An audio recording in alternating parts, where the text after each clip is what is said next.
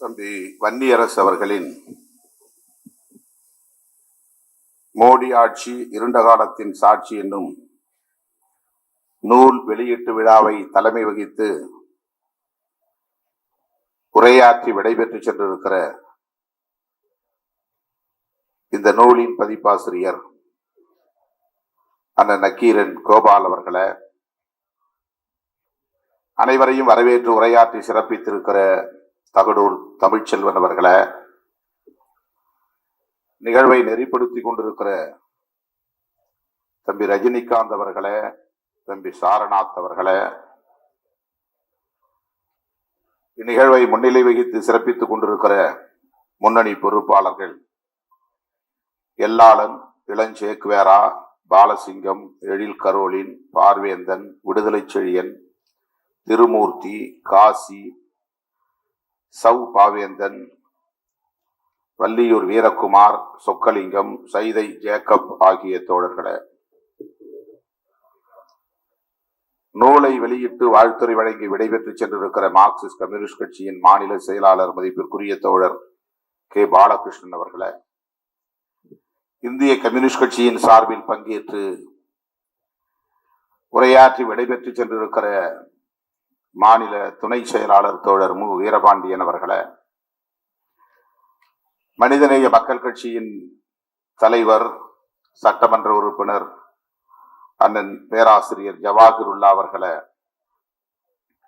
தமிழக வாழ்வுரிமை கட்சியின் நிறுவனர் தலைவர் சட்டமன்ற உறுப்பினர் அன்பு இளவல் தி வேல்முருகன் அவர்களே,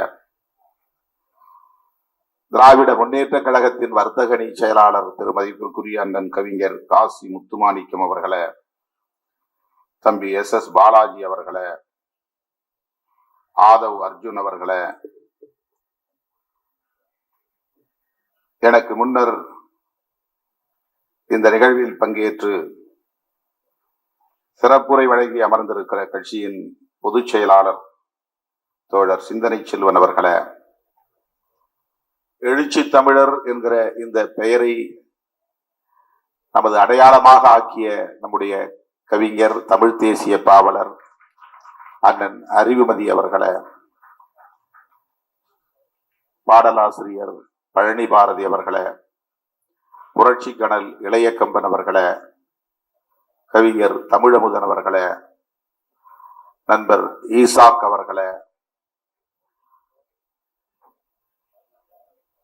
இசை நிகழ்ச்சியை சிறப்புற நடத்தி நிகழ்வுக்கு சிறப்பு சேர்த்த நம்முடைய இசையரசு அவர்களின் தலைமையிலான இசை கலைஞர்களே,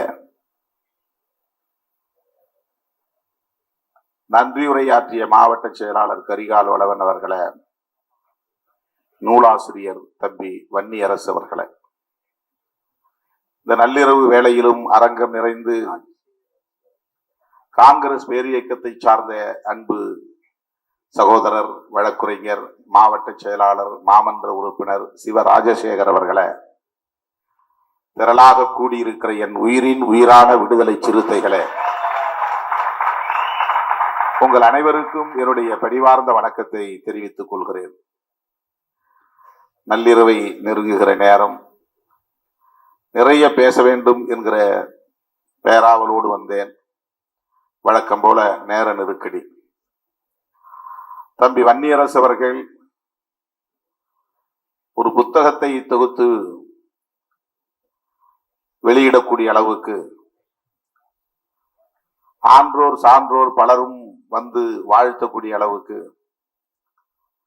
இன்றைக்கு தன்னுடைய ஆளுமையை அவர் தன்னைத்தானே சிறப்புக்குரிய ஒரு ஆளுமையாக செதுக்கிக் கொண்டிருக்கிறார் என்பது எனக்கு பெருமையை தருகிறது, பூரிப்பை தருகிறது. ஒரு வார ஏட்டின் நிருபராக தம் வாழ்க்கையை தொடங்கிய தம்பி ஜெயராஜ்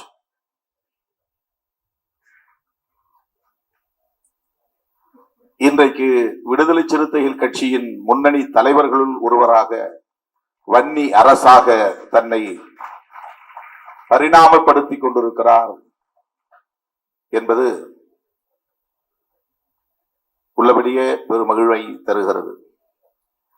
அவர் இங்கே அதை நினைவுபடுத்தினார். மறைந்த ஞா சமத்துவம் அவர்கள் மூலம் எனக்கு அறிமுகமானார். ஒரு இதழில் பணியாற்றக்கூடிய இளைஞராக வந்து என்னிடத்தில் சேர்ந்தார்.